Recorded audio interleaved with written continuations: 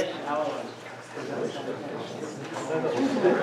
I'll call East Cocalico Township Supervisor meeting for January 23rd. To order, please rise and please the flag. I pledge allegiance to the flag of the United States of America and to the republic for which it stands, one nation, under God, indivisible, with liberty and justice for all. Thank you. Yes, please silence your cell phones. Tonight we have a visitor from Team Ag Consultant, John Williamson, Cocalico Creek Watershed Farmer Engagement and Conservation. He has a presentation, so thank you. Thank you. First, Danny Robald is from the Cocalico Creek Watershed Association is going to start because this is a project, it's actually their project and we're working with them.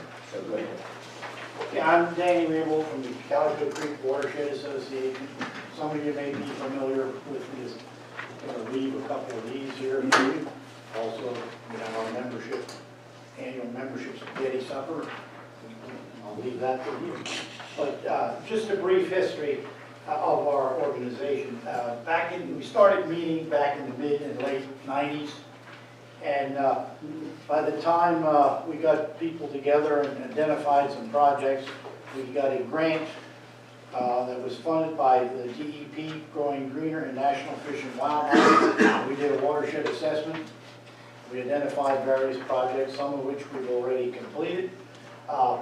We did a project you may be familiar on Miller Road and Reinholds Road. We did that, and currently we're working on one that was Edgar Martin's property, Adele Fisher at Swamp Ridge Road. We're doing one there right now. We've collaborated with the township, with Ken McCrae. We've written some letters of support and so forth in some of the projects within your township. We meet every Monday, first Monday of the month, 7 o'clock at the Cocalico Sportsman's Club. And when we have our meeting this year, our annual membership meeting, we will have a presentation by Ingrid Contrella-Fox from the Horseshoe Trail Association. So you're all invited to come to that. And John from Team Ag is here, and he's going to explain the project that we are doing now. I guess because of the way it's funded, we are actually you guys are facilitating. Right. Basically. So, Yeah. okay. Yeah, the funds will be going to Cocalico Creek Watershed Association. Do you all have the handout or? You do, okay. Then I've got some extra copies. All right.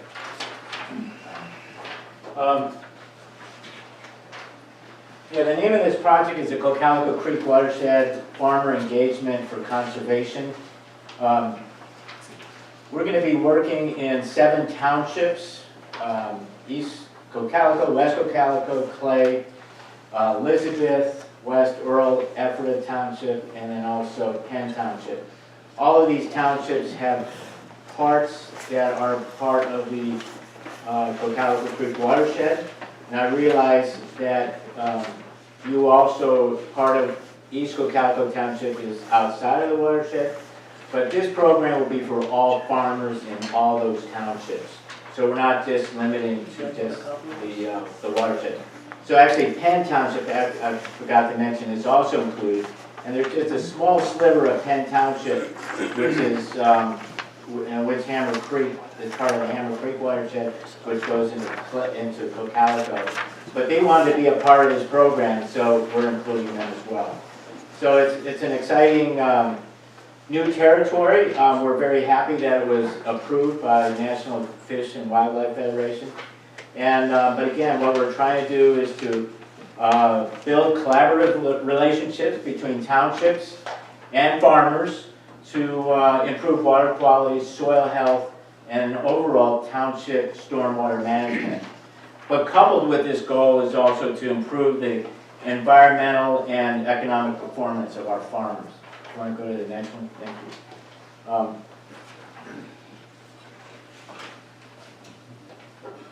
Yeah, this shows the outline of the whole watershed. and in which I already mentioned that East Cocalico is not fully covered, but then if you go to the next slide, this is taken from your pollutant reduction plan that Land Studies provided, and it does show parts that are not part of the Cocalico Creek watershed. I just want to point out we'll be, open to working with all your farmers. Next one. So the activities that we're going to be doing, we would like to schedule a winter farm meeting. And we're running out of winter pretty soon, but we're looking at like early March. It would be nice to schedule that. And then following that, we can start now, is doing friendly farmers visits where we go to farms and our consultants will just ask what are ways that we can improve your performance, both economically and environmentally. What plans do you have? Because DEP now is requiring 2 different kinds of plans, a manure management plan if you have livestock, or an ag E&S or conservation plan if you have crops. And just to check on that, if they don't have these plans, we'll point in the direction and give them forms to help fill them out as far as becoming compliant, and there's funding for those kinds of plans as well. And we can steer them in that direction. Now, the other thing is that when you do these plans, we'll probably identify, may be identifying certain best management practices that will be required. Maybe they need barnyard improvements, or manure storage, or terraces in their fields, or whatever. We're not sure. But again, that costs money. But again, we can steer to the right programs, and part of our program in the next 2 years is to be able to identify funding for these projects and apply for grants and that sort of thing. Team Ag has been very successful in getting grants for farms. We use different opportunities. One is PennFest. We've done over 50 PennFest projects for farms within Lancaster and Chester County, as well as other programs like Growing Greener. So we're excited because this is a program that can be like a first step to do that. The next thing is working with each township. We want to develop a baseline and also an agricultural strategy plan in how we can try, but to provide you with a baseline of what's already happening here with your farms in terms of compliance with kinds of BMPs that are required, and then how do we chip away at that work. Whoops, go back, sorry. The next thing is soil and infiltration testing. We believe with soil health practices, which is no-till and cover crops, you're building up organic matter in the soil, and it also really improves infiltration and reduces runoff, so it improves overall stormwater management. DEP is very interested in getting data on actual doing infiltration testing on different types of soils and also different types of practices, farm practices on those soils, in a way that maybe we can get waivers for farms that are doing stormwater management plans if they are able to show that they're doing no-till and cover crop type practices. Then, as far as their whole farm, they can get waivers, and maybe you don't have to build stormwater management ponds and that kind of thing, which everyone hates to have, because there's a lot that a farm can do overall to really improve stormwater management without building a stormwater detention pond. You understand that? Yes. But they need the data, and this is a way that we're going to provide this data because we plan to do 21 tests. We'd like to do 3 in each township that's participating. The next thing is coaching farmers who are interested in, who have not yet done soil health practices like no-till and cover crop. It's not an easy step to do, but there's already many farms that are doing that, but let's connect them, the ones that want to do this, and let's make those connections and do some mentoring. So we have a program that we're called PA No-Till Alliance that we're working with, who did provide this mentoring and coaching to people who want to switch to this new practice. And at the same time, we're also offering another way of providing much more accurate nitrogen recommendations for their crops with additional soil testing and tissue testing of corn. So these will be different kinds of programs that we'll have available for your farms in the next 2 years. But we want to be able to introduce this program at the winter farm meeting in hopefully like the first week or second week of March. And then the last thing is implementing other agricultural practices. If we identify programs or farms that need manure storages or barnyard improvements or other kinds of things, we can do preliminary designs for those farms and seek funding for that. So I just want to, go to the next slide, please.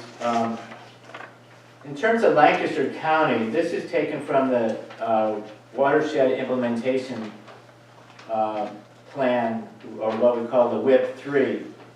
And for nitrogen and phosphorus, if you look at the first line, agriculture is basic.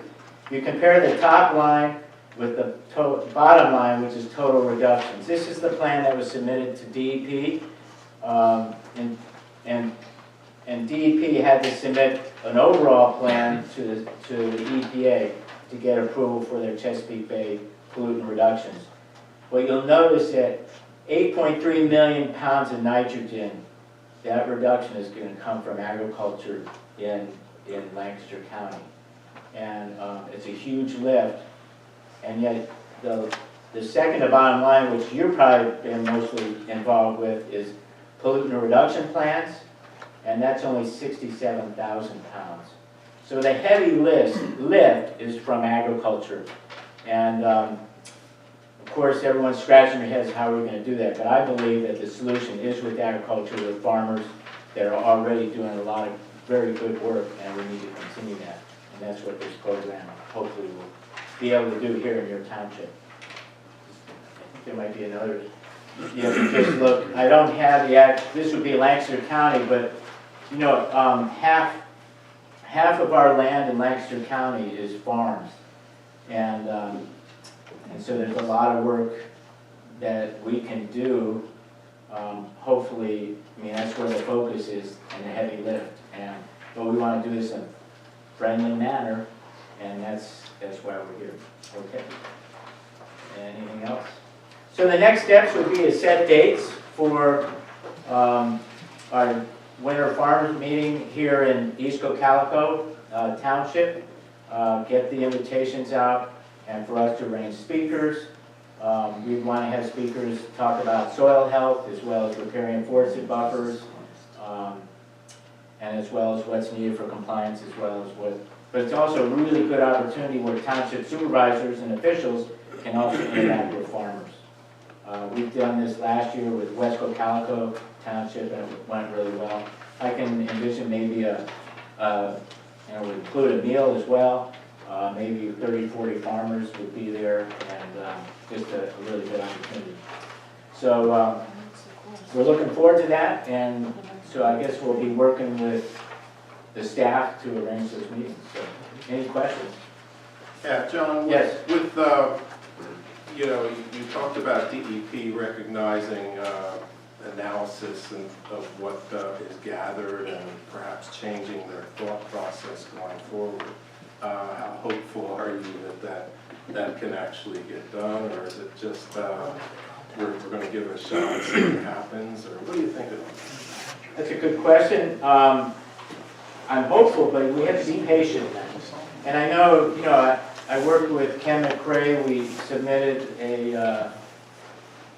back in November, we submitted a plan or a feasibility study to look at, since they changed their requirements for pollutant reduction plans, to allow agriculture and farms with these types of practices and to count them, but we're still waiting to hear. But I actually just had a good conversation today on the phone with a gentleman at DEP, and he says it'll still be another several weeks.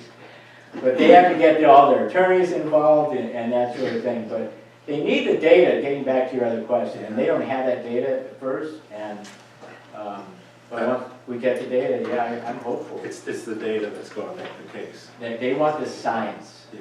That's what they say. So give us the science, and they'll help. The meeting at Shady Maple Yeah. in December, I noticed you were there as well. Right. What was your overall takeaway from that, you know, the way the meeting was formatted and the attendance and such? I thought there was good input. My only question was, for me, the type of meetings I like is where there's interaction. I don't like it just going one way. I want to see everybody interacting. Yeah. So that was my only disappointment with that meeting. I looked at that and, you know, I was a little disappointed in the turnout. Normally, if you have a meal at Shady Maple, I mean, they pack the place. You know, if it's a free meal, they come. Right. And that wasn't necessarily the case in that meeting. Right. And I just wondered what your take was, if it was more the format or what it was. I don't know why there was not a large turnout. I agree. It It was was the right time of year. Right. Yeah. But we had a similar meeting, a smaller meeting at the township level, West Cocalico, last year. Yeah. And there was like 30, 40 farmers there. Yeah. It was at Leon Eby's, and it went really well. Yeah. And that's what I'm kind of hoping to do in each of these townships. You know, I took notice, and I think I was the only one there from our township. Maybe there was someone else that I missed, but there was nobody else. There was maybe 8 or 10 from West Cocalico, and others from other scattered townships. And I think I like your idea about actually going out to the farms, and you know, I think you're going to have to go to them to make the contacts with this thing. I don't know that we can have a meeting and have a real nice turnout here. I think it's going to have to be more than personal contact with you, and maybe I can come along too, and we can make some of those happen. So, Right. but I like, you know, where you're going with this. Okay, thank you. I have a follow-up question. Have you seen anything at all that's starting to change or any slowdown in the process at all now that the state of Maryland actually filed that lawsuit against Pennsylvania? And I believe they did that on the 9th, right? So Governor Hogan in Maryland actually filed the litigation for the state of Pennsylvania, basically, in their opinion, dragging their feet, Right. right? Have you seen an impact on your work yet, or do you think that's going to, it's kind of a follow-on to what Jeff asked, Right. is that going to somehow impact now, until the litigation's complete, people are going to be a little more sensitive to not wanting to present data or anything like that? Right.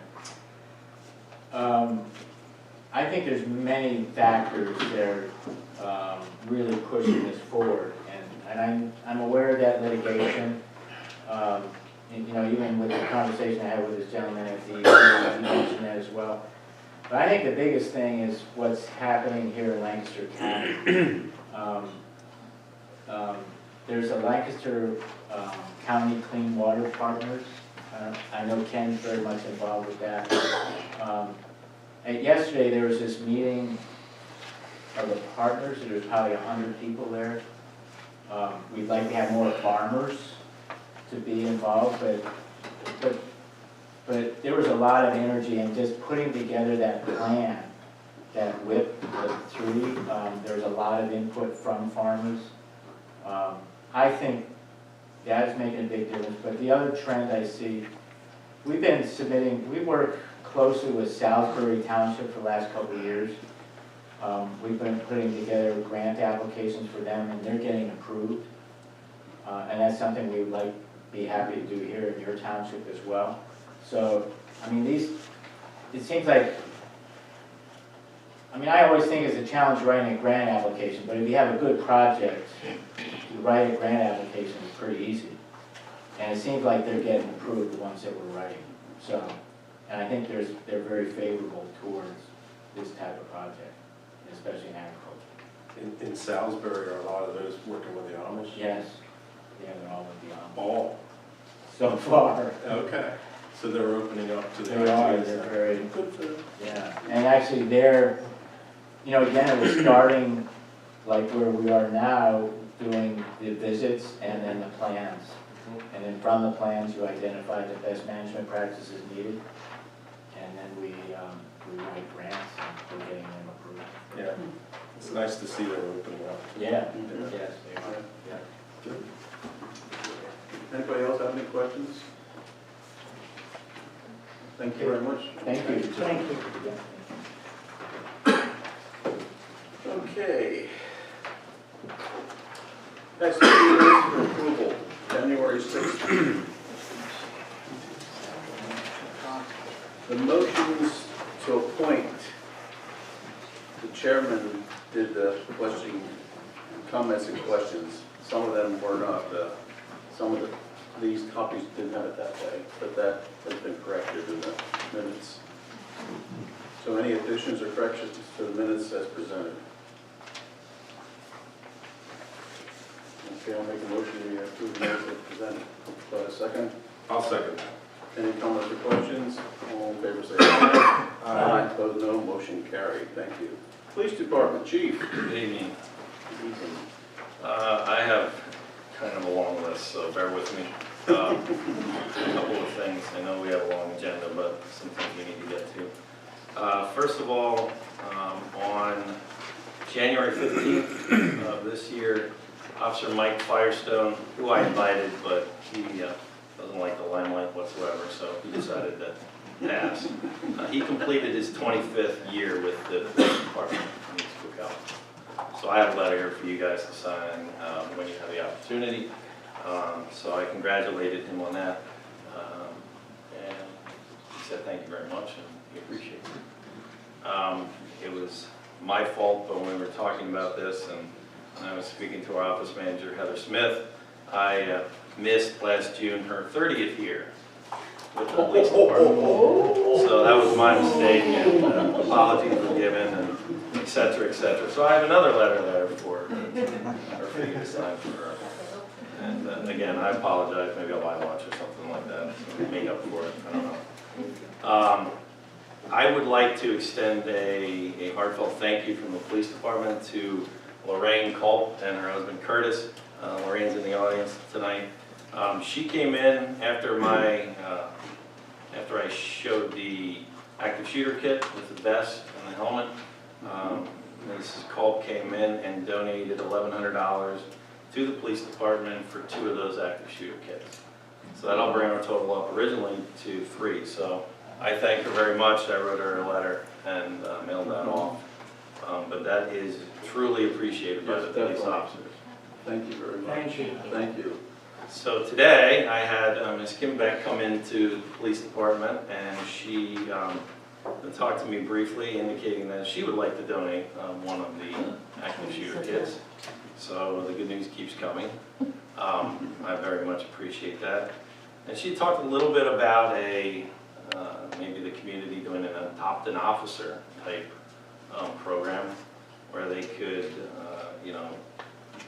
donate something like this for each officer. I said we probably wouldn't need 15 or 16 kits. We would probably need 10 of them, 1 for each car, which would make sense.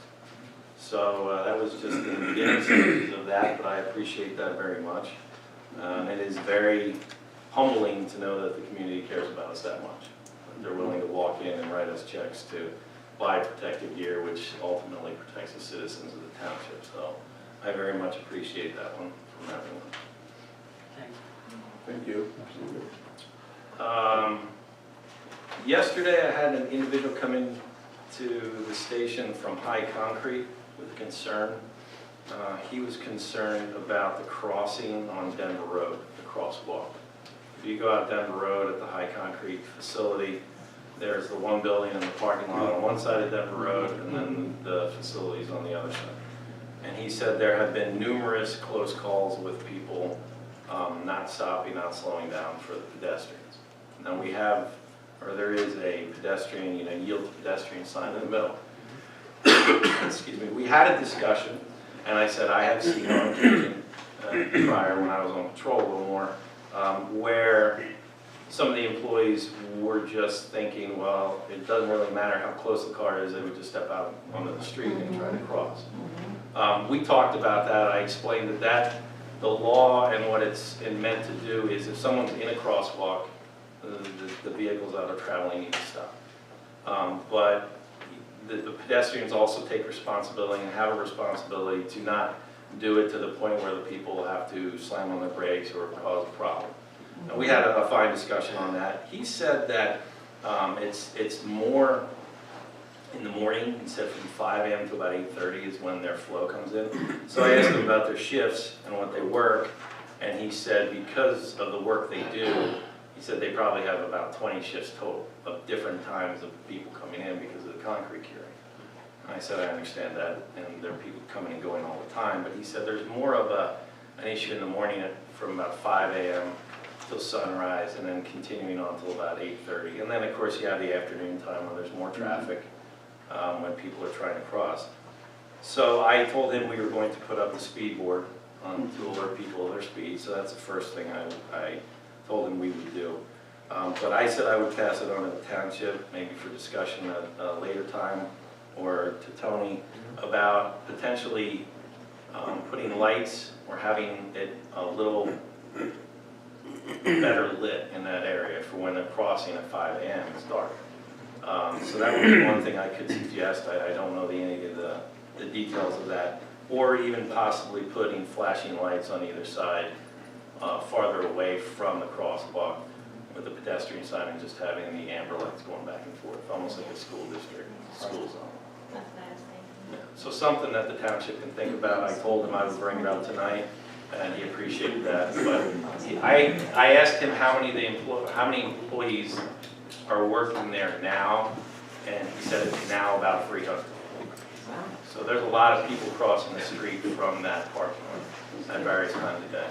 Insurance here, I had a question to ask in terms of, have we ever looked at the embedded LEDs, Tony? The embedded LEDs with the motion sensors that completely light up the walkways in the roadway when somebody's walking close.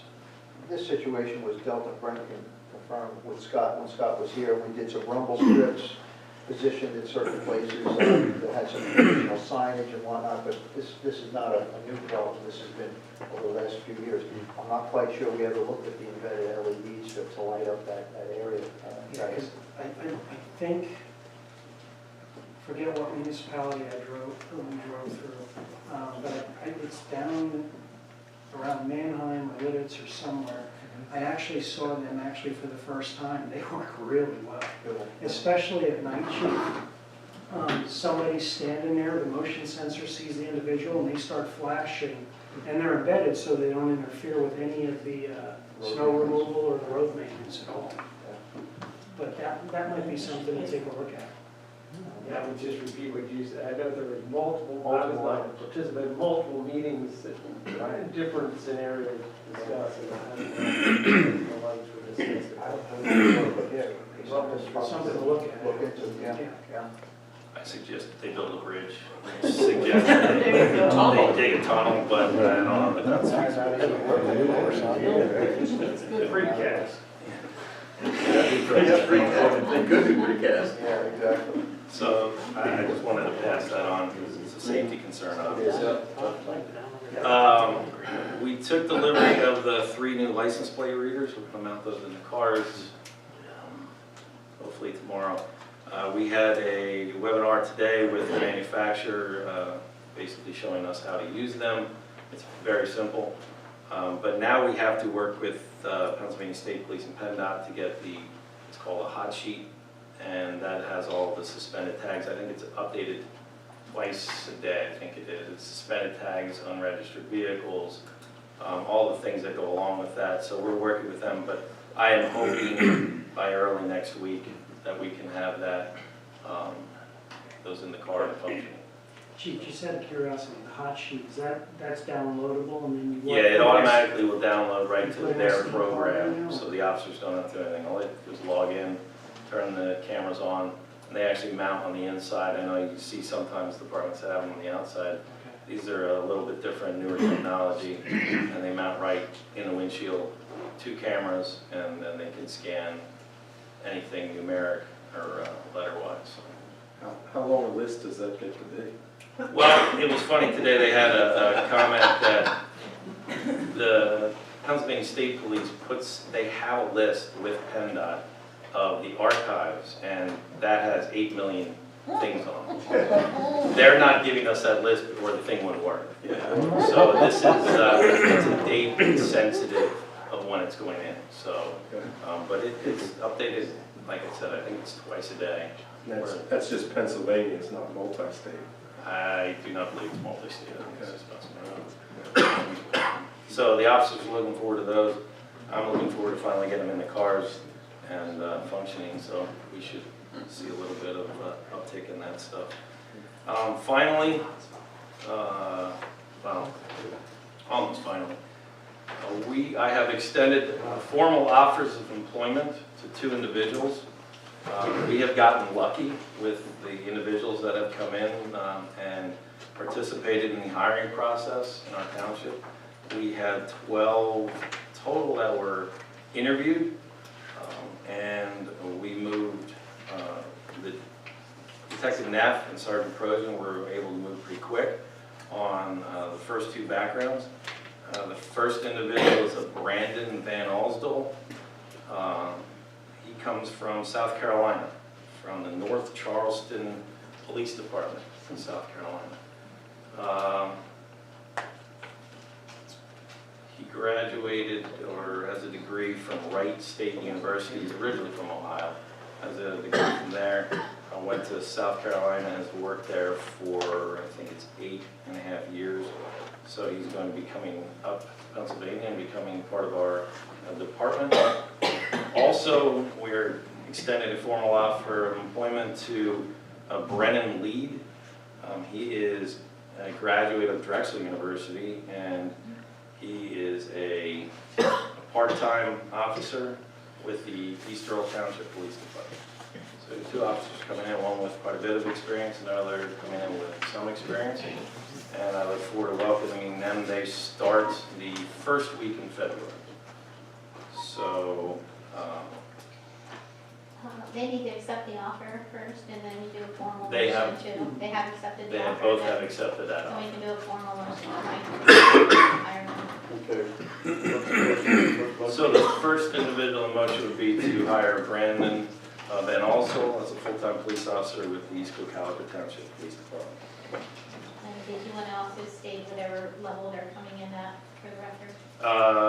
Yeah, he's coming in as a level 2 officer. Okay, I'll make that motion. I'll second that. Any comments or questions? All in favor, say aye. Aye. Opposed, no. Motion. Thank you. And the other motion will be to hire Brennan E. Lead as a full-time police officer with the East Cocalico Township Police Department. He will be coming in as a level 1 officer. I'll make that motion. I'll second that. Any comments or questions? All in favor, say aye. Aye. Opposed, no. Motion carried. Thank you. Now, I would say, and finally, as I said, we got lucky on our list for hiring. And as I stated previously in the meeting, and I believe it was back in November, when I requested to hire a 3rd officer to replace the patrol position for Officer Eric Fisher's going into the SRO position. And the justification I gave back then, I'll give it again briefly so I can remind everyone. Officer Fisher handled 112 incidents or activities that he got a report number for. That by no means is covering all the things that he did within the school district last year in 2019. But those are the things that he did that a police officer, or patrol officer, I'm sorry, would have gone to the school and handled. So that was quite a bit of help. So therefore, one of our evening shifts was with 2 officers.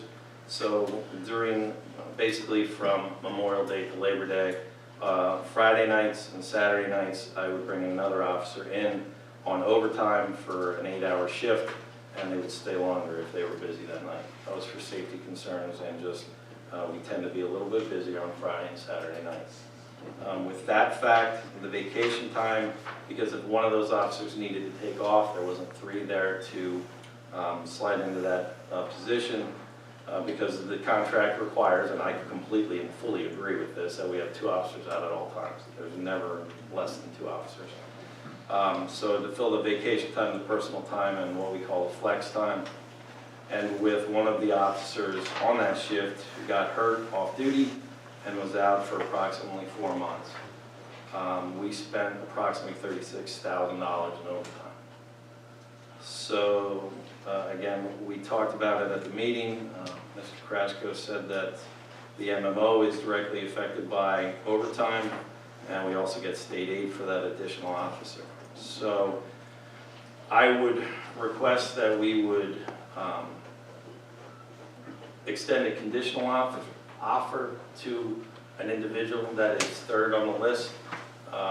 He is a local individual, and the detectives completed his background, if not this afternoon at about 4:30. It'll be done tomorrow morning, and there were no issues whatsoever. The conditional offer would then require him to submit to a polygraph test, a psychological test, and a physical. And that's a common practice in this area. Those are things that are required.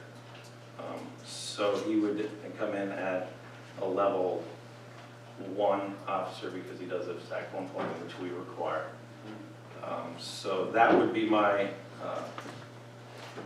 request for tonight, so we can move on that individual quickly.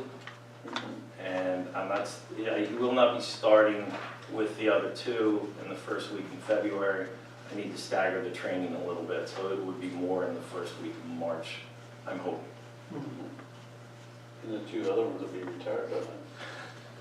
Oh, he gave me the 2 officers retired, the new ones, sorry. Yes, Corporal Sizer is the 13th of February, and Corporal Fisher is March 1st. So then we would be filling that. What would you suspect the overtime to fall away to, and maybe just on a yearly basis once this 3rd officer is here? It's just a guess, I suppose. It is, because I don't know. We've been somewhat lucky in reference to we've had some major incidents, but no major incidents, if you want to call them that. So that's somewhat difficult to say, but keep in mind, you will have 2 senior officers who are actually corporals retiring, that were at the corporal grade pay. And if you're bringing in 3 new officers, you're going to potentially fill some of the overtime through the vacation, through the personal, through the flex time, with officers that are starting out at level 1 or 2. So the salary difference is significant there. And we do get some overtime, and we do get quite a bit of overtime, I should say. That's not just shift coverage. We get some from, if you want to call it security, but being at the sporting events at the high school, from the football games and basketball games, that's reimbursed by the school. The speed detail, I think we got $10,000 last year, approximately, give or take, in reference to reimbursements to bringing in the officers from the overtime for that. So some of the overtime is reimbursed, but I would hope to see a reduction. I don't want to sit here and say significant, because then I'm setting myself up for failure or something. But I would hope in a general sense, if things stay the same as they were last year, I would see a significant savings in overtime. That can only be good news. Yes. We did approve 3 officers. That was approved previously. I just wanted to bring it up again, but I would ask that a conditional offer be issued to the individual who was 3rd on the list, who the background is just being completed. Now, one thing I'll say is, I think we've been pretty blessed in that, I think you originally were thinking it would take us a good 2 to 3 months minimum to find really qualified candidates, considering how tight the market is right now for qualified officers, right?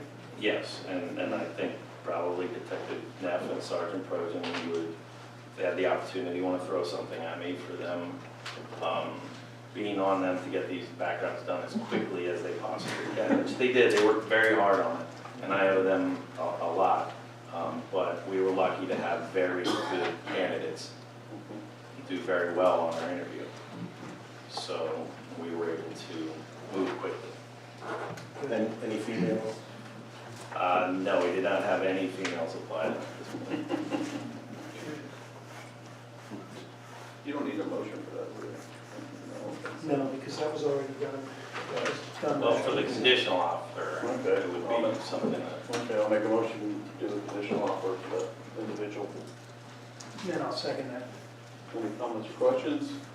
Yes, sir. This is the question to the chief. Chief, of any of those three, was it brought up about any grooming of a motor carrier enforcement officer coming on board? I think from what probably everybody said in their interviews, they're willing to do anything they need to do to come on board anywhere.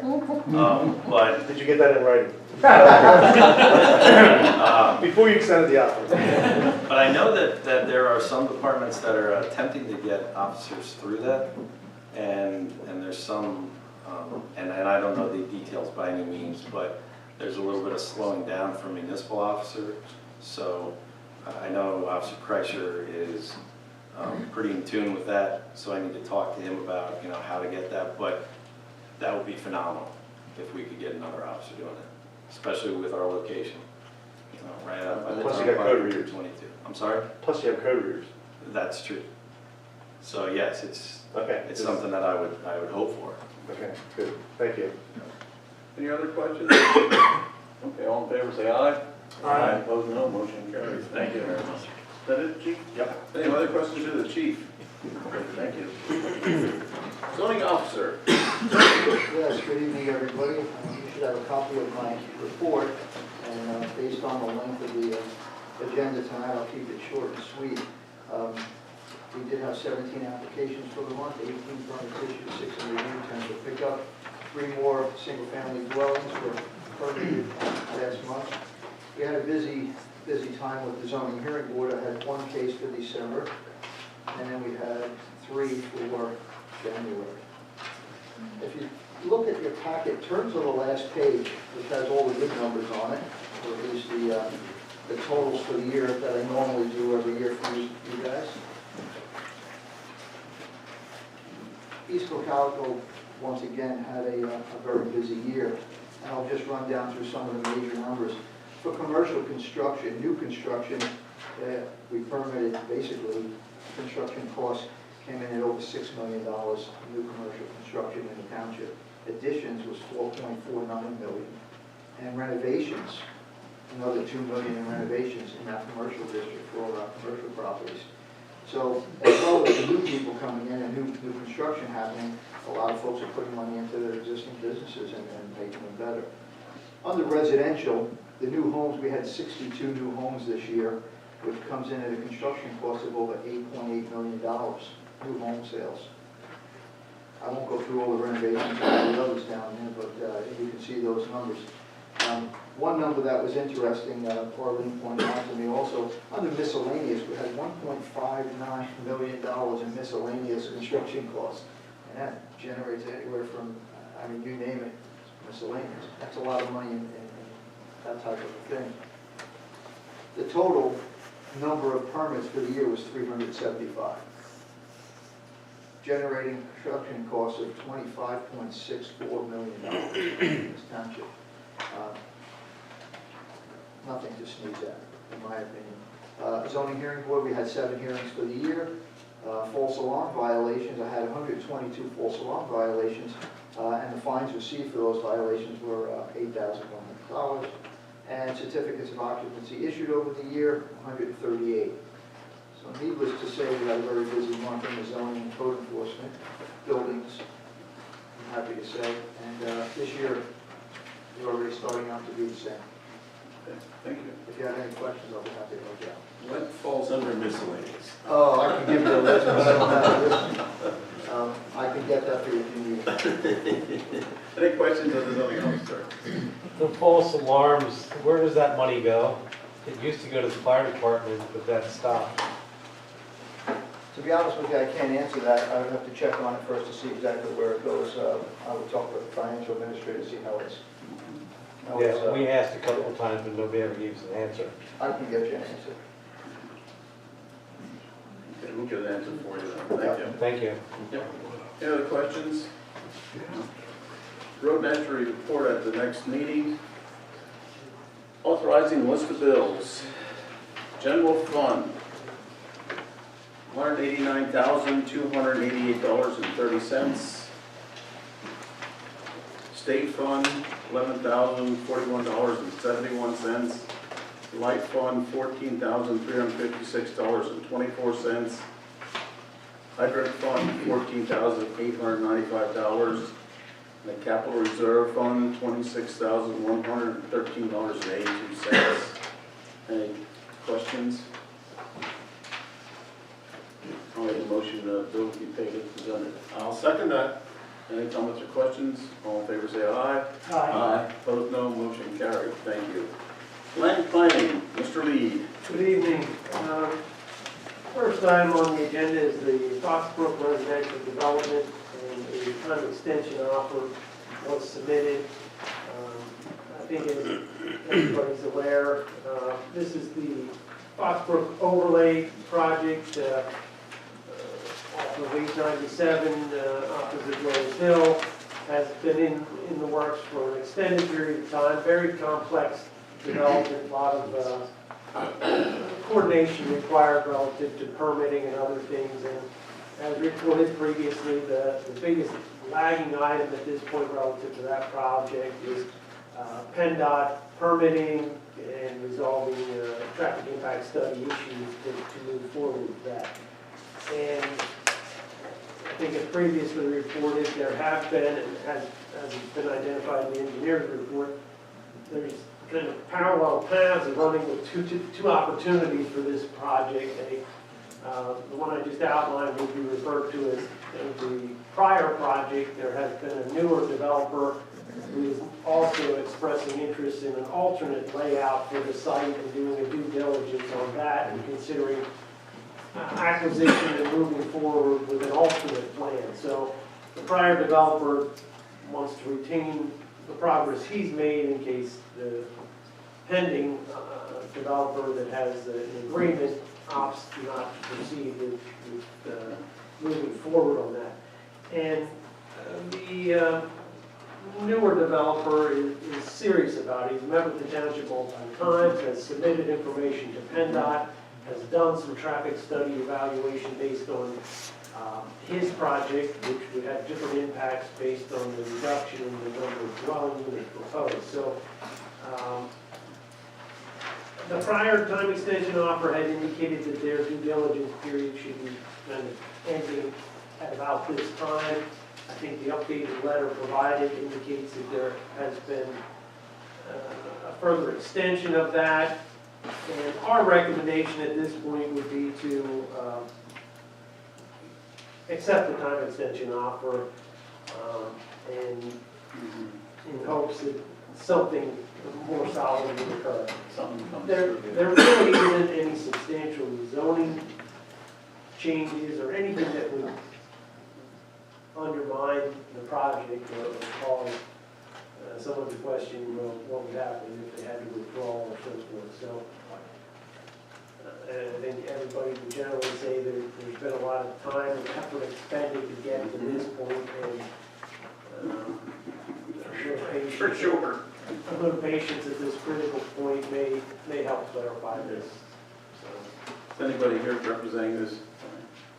Okay, I'll make a motion to accept the 120-day time extension offer submitted by the applicant, consultant dated January 14, 2020, which will extend the deadline for action on the Foxbrook preliminary subdivision land development plan until May 25th, 2020. Any comments or questions? Just a Yes. question, just a question for Brett. The status of this plan is just at the point where they're only waiting on PennDOT for, no, it's not. is there other issues there with the There's current setup? There's some other issues. I mean, that is not the only item. That's the significant item that's lagging. They have obtained their NPDS permit. They also were before the zoning hearing board relative to even the status of that decision may have to be reevaluated based on the time period that has passed. That was years ago. Yeah. And then there are some technical items, there was some discussions relative to rec and recreation and open space and how that issue was resolved. So I'd say they were over significant hurdles, just the fact they had an NPDES permit is a significant hurdle. There were additional details and other aspects that needed to be ironed out. So it's not the only issue. Okay. And if it was, then other motions such as a conditional approval of the plan would, it's not at that point really warranted conditional approval. Okay. There's enough to be resolved. Jude? Is this extension for the new owner or the old owner? This extension is for the old owner. The new owner has not formally submitted a plan that warrants tracking route. And in fact, the township really can't have simultaneous plans for the same property. So prior to submitting a new plan, the prior plan would have to be withdrawn. Okay, any other questions, comments? All in favor, say aye. Aye. Opposed, no. Motion carried. Thank you. Next item is 985 building expansion, also known as Reinhold's property and more locally known as the Sturdy Built plan.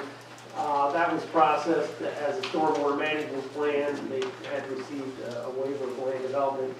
They have made improvements relative to the site improvements and the prior financial security established with the township. They've asked for security reduction, and we provided documentation to the township, the applicant, summarizing our recommendation. And that would be the motion to authorize a $52,445 reduction in the current financial security being held by the township for the 985 building expansion, Reinhold's property LP, stormwater management plan, resulting in the remaining financial security being reduced to $31,499.50. Anybody representing this plan? No. I'll make that motion to authorize. I'll second. Any comments or questions? All in favor, say aye. Aye. Opposed, no. Motion carried. Thank you. Similarly, garden spot, frame and alignment, preliminary final land development plan, they've made, let's see, real substantial progress. They're in the building and occupying it. Majority of the site work has been completed. As a result, they asked for their second reduction. So the recommendation would be a motion to authorize a $462,014.28 reduction in the current financial security being held by the township for the garden spot preliminary final land development plan, resulting in the remaining financial security being reduced to $13,318.65. Anybody representing this plan? No. I'll make that motion. I'll second that. Any comments or questions? All in favor, say aye. Aye. Opposed, no. Motion carried. Thank you. The next two are similar to each other. They would be stormwater small project applications that came into Tony and the township were reviewed by Tony in our office. And as with all stormwater projects, they're required to record a stormwater maintenance easement agreement. That document is prepared by Tom Friedman, the township solicitor, and then signed by the applicant and submitted to the township. So in the first one, it would be recommendation, and that's for Paul and Doreen McCafferty at 215 Mustang Trail. The motion would be to authorize the Board of Supervisors to sign the stormwater management and easement agreement related to the Paul and Doreen McCafferty stormwater management small project application as prepared by the township solicitor, executed by the applicant and submitted to the township. Anybody representing this plan? For motion? Sorry. I'll make that motion. I'll second that. Any comments or questions? All in favor, say aye. Aye. Opposed, no. Motion carried. Thank you. And the next one would be for a small project for Brian and Wanda Stauffer at 51 Chestnut Hill Road. And the motion would be again to authorize the Board of Supervisors to sign the stormwater management and easement agreement related to the Brian and Wanda Stauffer stormwater management small project application is prepared by the township solicitor, executed by the applicant, and submitted to the township. Anybody representing this client? No. I'll make that motion. Second. Any comments or questions? All in favor, say aye. Aye. Opposed, no. Motion carried. Thank you. Thank you. Thank you, Brent. Okay, next on the agenda, 2020 hauler license agreement. We approved a bunch of them last meeting, but this one was not available at that time. The motion would be to approve the 2020 municipal waste haul agreement with Purple Heart Disposal. Anybody here representing that? I'll make that motion. I'll second. Any comments or questions? All in favor say aye. Aye. Opposed, no. Motion carried. Thank you.